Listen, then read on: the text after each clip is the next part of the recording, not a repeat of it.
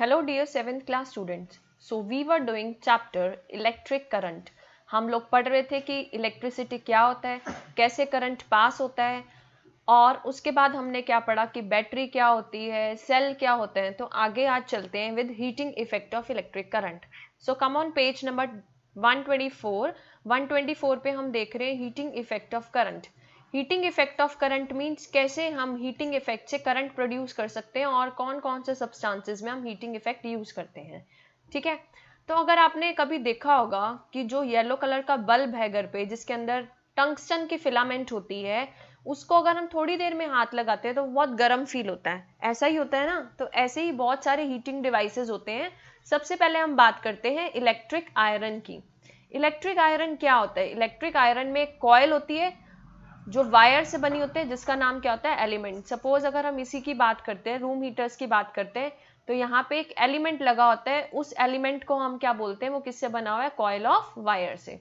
When the current passes through the element, अगर इस element में से जब करंट पास होता है तो ये ऑटोमेटिकली रेड हॉट हो जाता है एंड फाइनली हमें क्या देता है? हीट देता है. सेम चीज किसके अंदर एप्लीकेबल होती है? हमारे घर के प्रेस में, हमारे घर की आयरन में. उसके बाद हमारे घर में जो गीजर्स लगे हुए हैं, हमारे घर में जो इलेक्ट्रिक केटल्स हम लोग रखते हैं, उसमें भी सेम केस फॉलो होता है. That is heating effect of electric current.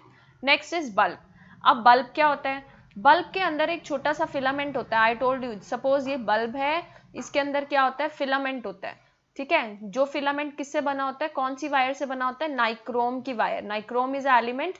उस एलिमेंट से फिलामेंट बना होता है. So a bulb contains a thin coiled wire called filament. On the passage of electric current, जब हम इसमें से इलेक्ट्रिक करंट पास करेंगे, फिलामेंट फाइनली क्या करेगा? ग्लो करेगा और वो रेड हॉट हो जाएगा.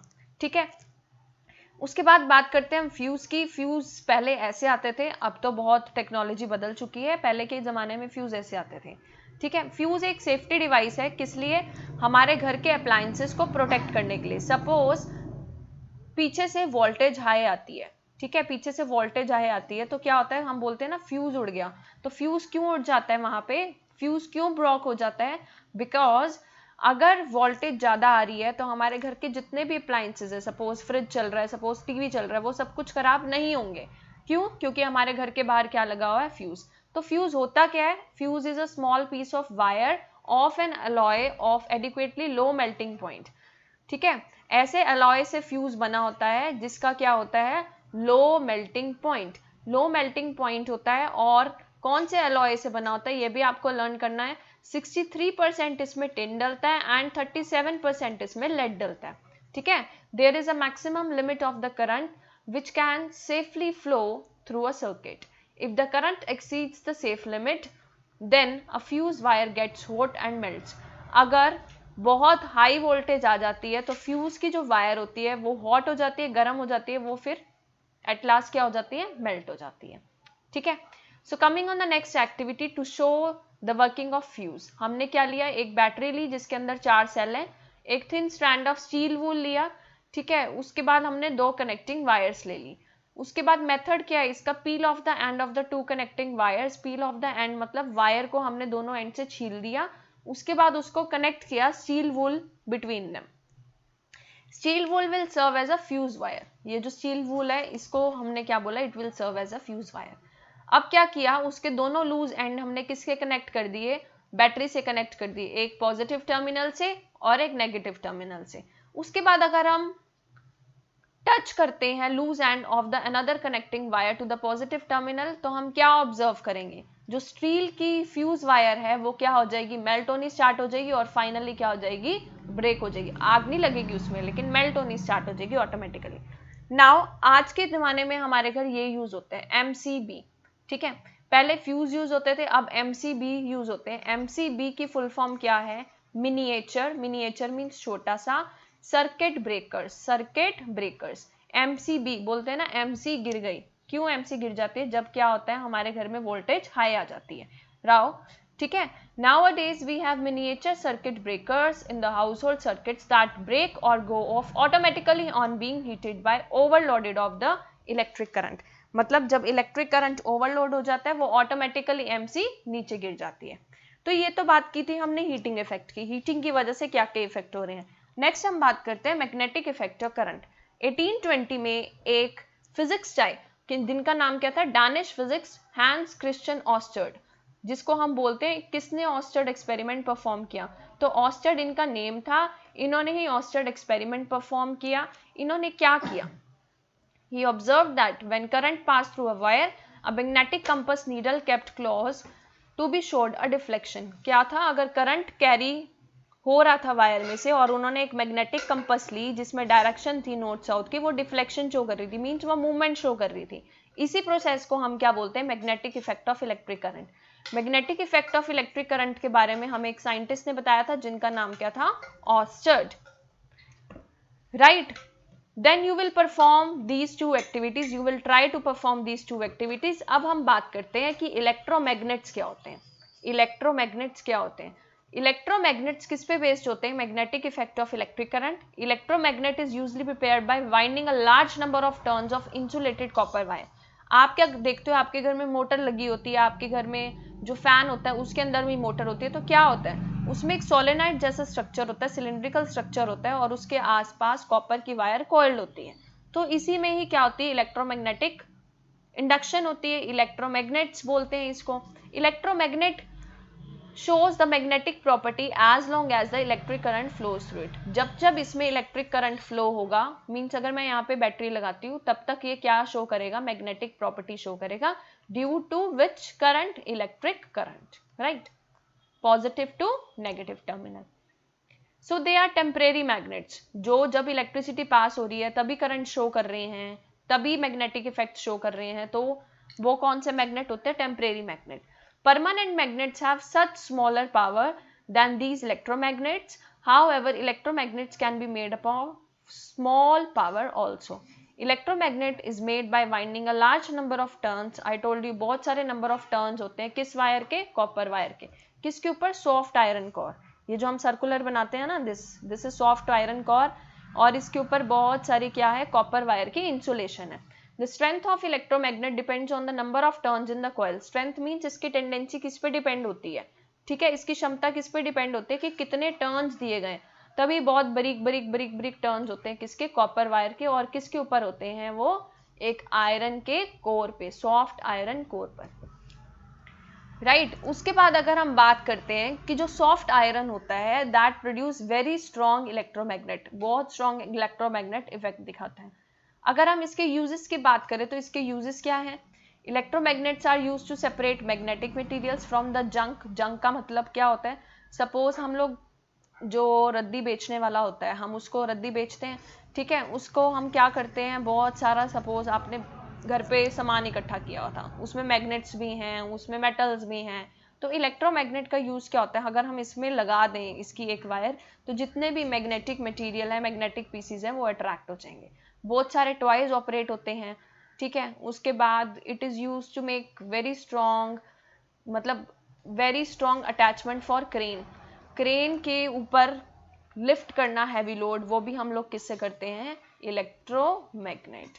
Many appliances such telephones, microphones, speakers all have electromagnets in them। Doctors use tiny electromagnets to take out small pieces of magnetic material that have accidentally fallen in the eye। क्या होता है, suppose आंख में कोई metallic piece चला गया, कोई metal का पीस चला गया, या फिर आप बोल सकते हैं आपके कोई मैग्नेट चला गया आई में, तोड़ते तोड़ते मशीन पे वर्क करते करते कोई मैग्नेट चला गया, तो उसको कैसे रिमूव किया जाता है, via electromagnet. Next is electric bell. Electric bell क्या होती है, इलेक्ट्रिक बेल हम लोग घरों में यूज करते हैं। इलेक्ट्रिक बेल के अंदर क्या होता है, इलेक्ट्रोमैग्नेट होता है। देखो दिस इज इलेक्ट्रोमैग्नेट। इलेक्ट्रोमैग्नेट में दो डायरेक्शन होती है, south pole and north pole, और उसके आसपास कौन सी वायर इंसुलेटेड होती है, कॉपर वायर इंसुलेटेड होती है। Electric bell consist of a coil of wire on an iron piece U shape। this is the iron piece जिसका U shaped है, और इसके पास क्या है, साउथ एंड नॉर्थ पोल दोनों हैं। the coil acts as electromagnet when connected to a battery through a push button type switch। so this is gang, जिसके ऊपर जो हैमर है वो बजता है, कब बजता है ये, अगर हम स्विच ऑन करते हैं, ठीक है। तो इसमें हम लोग क्या क्या लेते हैं, सबसे पहले इलेक्ट्रोमैग्नेट लेते हैं जिसके आसपास कॉइल होती है, उसके बाद हम लोग बैटरी लेते हैं, और बैटरी के बाद स्ट्रिप, स्क्रू, हैमर लेते हैं। ये जो हैमर होता है, हैमर का मतलब होता है हथौड़ा, इसमें हथौड़ा नहीं होता है, इसमें एक छोटा सा हैमर टाइप मटेरियल होता है। जैसे ही आप स्विच ऑन करेंगे वो हैमर किसके ऊपर बजेगा, गैंग के ऊपर, ठीक है। Electric iron bell consists of coil of wire of an iron that is U-shaped. Iron strip with hammer at one end is kept close to the electromagnet. देखो आयरन स्ट्रिप को हमने किसके साथ रखते हैं, इलेक्ट्रोमैग्नेट के साथ रख दिया है। There is a contact screw near the iron strip. Contact screw near the iron strip. Iron strip के पास क्या है, कॉन्टैक्ट स्ट्रिप है। When the iron strip is in contact with the screw, जब भी स्क्रू के कॉन्टैक्ट में आती है तो करंट फ्लो होना स्टार्ट हो जाता है। अब करंट फ्लो कब होता है, अगर हम स्विच को क्या कर रहे हैं, press. When the switch is pressed, the current flows through the coil and it becomes a electromagnet. क्योंकि देखो करंट फ्लो होने लग गया तो वो ऑटोमेटिकली इलेक्ट्रोमैग्नेट बन जाएगा। It then pulls the iron strip. In this process, the hammer at the end of the strip strikes the gong of the bell to produce a sound. ये जो hammer है ये क्या प्रोड्यूस कर रहा है, फाइनली साउंड प्रोड्यूस कर रहा है। However, when the electromagnet pulls the iron strip, it also breaks the circuit. अगर वो पुल करेगा आयरन स्ट्रिप को, वो सर्किट को क्या कर देगा, ब्रेक, तभी हमारे घर की जो बेल हो जाती है वो खराब हो जाती है। The current through the coil stop flowing. The coil is no longer an electromagnet. जब आप स्विच ही ऑफ कर दोगे तो करंट कैसे फ्लो होगा बैटरी से, तो उस प्रोसेस में क्या होता है, बेल की वर्किंग बंद हो जाती है। बेल की वर्किंग बंद हो जाएगी मतलब स्क्रू वर्क नहीं करेगा, स्क्रू वर्क नहीं करेगा तो स्ट्रिप वर्क नहीं करेगी, स्ट्रिप वर्क नहीं करेगी तो हैमर वर्क नहीं करेगी, जब हैमर ही वर्क नहीं करेगा तो गॉन्ग कैसे बोलेगा, right. So this is all about electric bell. Next अगर हम बात करते हैं what are the safety against electricity, क्या क्या हम सेफ्टी ले सकते हैं इलेक्ट्रिसिटी में, ठीक है। Make sure leads are not worn. What is the meaning of leads are not worn, suppose कोई तार है, सपोज कोई प्रेस की तार टूट जाती है, it is not worn means इसके जो ऊपर प्लास्टिक है वो उतरा नहीं होना चाहिए, अगर उतरा हुआ तो किसी को भी करंट लग सकता है, ठीक है। Pull off the plug before changing fuses और फिलिंग एन इलेक्ट्रिक केटल। जब भी हम इलेक्ट्रिक केटल को फिल करते हैं तो जो इसका प्लग होता है, ठीक है, जो मीन स्विच बोर्ड पे हम लोग प्लग लगाते हैं उसको हमें बाहर निकाल देना चाहिए, ठीक है। या फिर अगर हम बाहर नहीं निकालते तो उसको हमें ऑफ रखना चाहिए यहाँ से। Keep fingers and other objects away from the electric outlets. Electric outlets क्या होते हैं? These are the switches. Switches में ऐसे बोर्ड में switches लगे होते हैं, ठीक है। उसके बाद हमें इसमें फिंगर नहीं देनी होती। Keep the fingers and other object away from the electric outlets. Electric outlets means ऐसी चीजें जो इलेक्ट्रिसिटी आउट कर रही है, इलेक्ट्रिसिटी प्रोड्यूस कर रहे हैं, उसमें फिंगर्स को हमें दूर रखना चाहिए। Do not plug anything into light sockets except light bulbs. Light sockets में कोई भी चीज और नहीं डालनी चाहिए, सिर्फ और सिर्फ लाइट सॉकेट्स में क्या लगते हैं, बल्ब और tube lights. Next, never touch anything electrical when you are wet. अगर आपके हाथ गीले होते हैं, वेट मीन्स अगर आपके हाथ गीले होते हैं तो आपको कोई भी चीज को टच नहीं करना चाहिए। Do not overload sockets. Suppose ये एक सॉकेट है, हमने इसमें एक और सॉकेट लगा दिया, ठीक है, तो इसके अंदर हमें क्या ओवरलोडिंग नहीं करनी चाहिए, मींस बहुत सारे पॉइंट्स नहीं लगाने चाहिए। Do not poke into sockets और electrical equipment. Do not run extension leads into the bathroom. Extension leads, extension boxes होते हैं, इसको बाथरूम में नहीं लगाना चाहिए बिकॉज बाथरूम में पानी होता है, मींस वेट एनवायरनमेंट बन जाता है तो करंट लगने का पूरा चांसेस रहते हैं। So we completed the chapter electric current. You have to revise the word power and try to solve the book exercise. In the next session we will do book exercise. Side by side we will do very short questions and long questions. Thank you.